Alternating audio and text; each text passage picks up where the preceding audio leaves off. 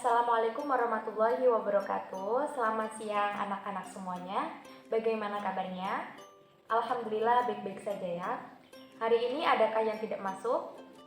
Alhamdulillah masuk semua ya. Oke, mari kita mulai pelajaran siang hari ini dengan bacaan basmalah bersama-sama. Bismillahirrahmanirrahim. Siang ini kita akan mempelajari mengenai reaksi eksoterm dan juga reaksi endoterm. Diharapkan siswa dapat membedakan reaksi yang melepas kalor atau eksoterm dengan reaksi yang menerima kalor atau endoterm. Siswa dapat menyebutkan contoh reaksi eksoterm dan endoterm dalam kehidupan sehari-hari. Siswa dapat menuliskan persamaan reaksi termokimia. Siswa dapat merancang, melakukan, dan menyimpulkan hasil percobaan termokimia. Nah, pernahkah anak-anak mendengar berita di televisi mengenai daerah kutub es yang mencair? Daerah kutub mencair akibat terkena panas yang luar biasa, yaitu efek dari pemanasan global. Mencairnya es di daerah kutub dapat merusak ekosistem di daerah kutub. Materi yang akan kita pelajari kali ini akan menjelaskan lebih detail mengenai proses mencairnya es di daerah kutub. Berdasarkan arah berpindahnya kalor dalam sistem dan lingkungan, reaksi kimia dibagi menjadi dua, yaitu reaksi eksoterm dan juga reaksi endoterm. Kita bahas reaksi eksoterm terlebih dahulu. Reaksi eksoterm adalah reaksi yang melepaskan kalor dari sistem ke lingkungan. Ketika terjadi reaksi, suhu sistem lebih tinggi atau lebih panas daripada suhu lingkungan. Selanjutnya, energi panas yang dihasilkan dari reaksi tersebut akan dilepaskan ke lingkungan. Contohnya adalah pada peristiwa pembakaran kayu.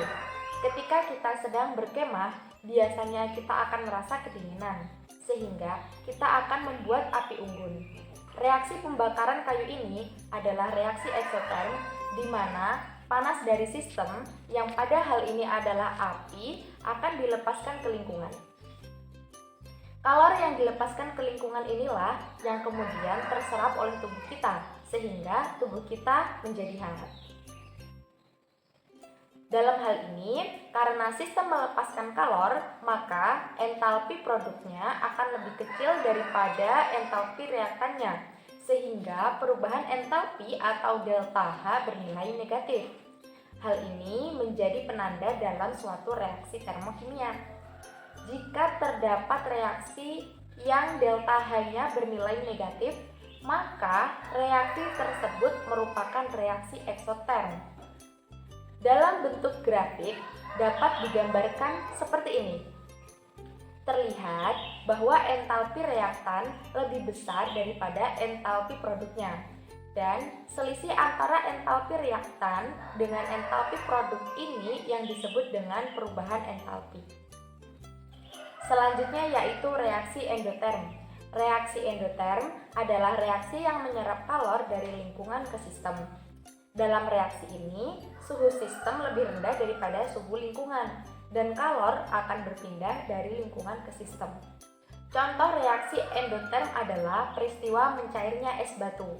Dalam hal ini, suhu lingkungan lebih tinggi daripada suhu es, sehingga kalor akan berpindah dari lingkungan ke sistem dan es akan mencair. Karena sistem menyerap kalor, maka tentunya entalpi produk akan lebih besar daripada entalpi reaktan, sehingga perubahan entalpi atau delta H-nya bernilai positif. Jadi, jika kita menemukan reaksi termokimia dengan delta H yang bernilai positif, artinya reaksi tersebut merupakan reaksi yang menyerap kalor atau bersifat endoterm. Dalam bentuk grafik dapat digambarkan seperti ini. Terlihat bahwa entalpi reaktan lebih rendah daripada entalpi produknya. Oke, coba kita kerjakan dulu contoh soal berikut ini. Diketahui 1 mol NO terurai menjadi unsur-unsur pembentuknya dengan melepaskan kalor sebesar 90,4 kJ. A. Tuliskan persamaan termokimia dari reaksi tersebut. B. Gambarkan diagram tingkat energinya. Mari kita kerjakan yang A. Kata kuncinya di sini adalah kata terurai dan melepaskan. Reaksi penguraian NO melepaskan kalor.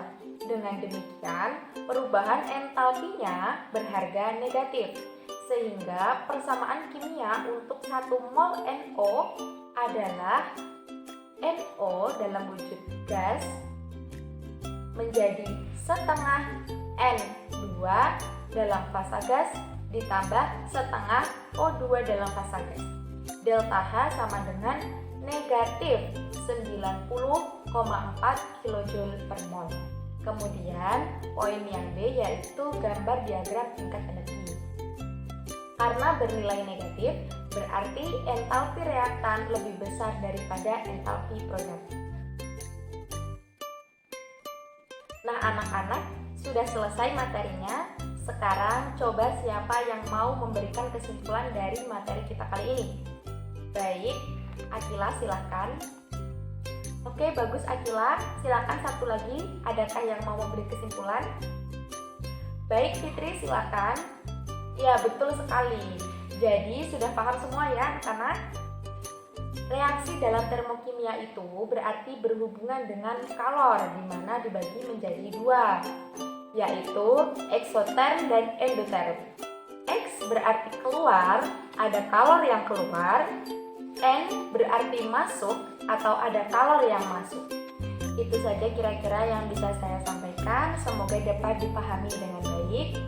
Kita tutup pelajaran pada siang hari ini dengan bacaan hamdalah bersama-sama. Alhamdulillahirobbilalamin. Sekian, wassalamualaikum warahmatullahi wabarakatuh. Setelah ini ketua kelas tolong ke meja saya sebentar ya.